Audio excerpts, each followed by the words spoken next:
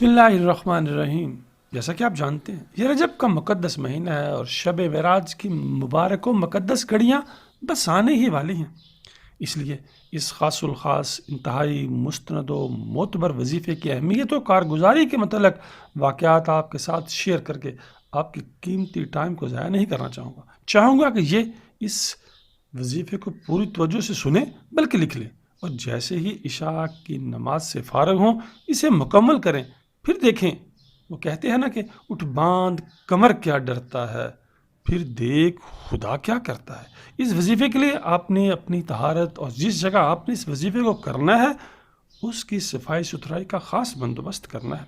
وہ جگہ خاموش پرسکون ہو، خوشبو کا بندوبست کریں۔ نماز عشاء کی ادائیگی کے بعد بیٹھ جائیں۔ باوضو ہونا ضروری ہوگا۔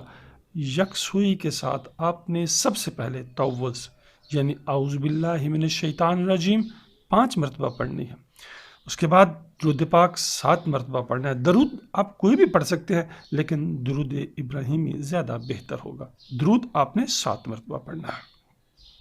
اس کے بعد آپ نے سبحان اللہ 33 مرتبہ پڑھنا ہے۔ الحمدللہ بھی 33 مرتبہ پڑھنا ہے۔ اس کے بعد 313 مرتبہ یعنی 313 مرتبہ لا الہ الا اللہ 313 مرتبہ پڑھنا ہے۔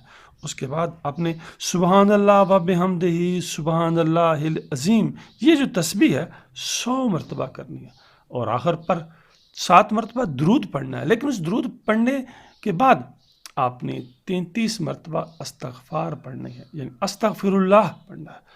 اس کے بعد یہ آپ نے دعا کرنی ہے۔ دعا کریں تو کوشش کریں کہ دعا پوری دھیان اور توجہ سے کریں۔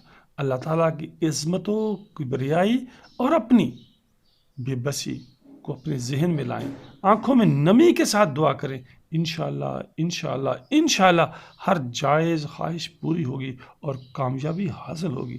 گزارش ہے کہ اس ویڈیو کو صدقہ جاریہ کے طور پر لازمی طور پر اپنے پیاروں کے ساتھ شیئر کریں۔ اللہ حافظ۔ دعا ہے کہ اللہ تعالیٰ آپ کے علم نافع، عمل صالح اور رزق کریمہ میں اضافہ کر دے، حضور کی محبت و اتباع، دیدار اور شفاعت نصیب فرمائے، آمین۔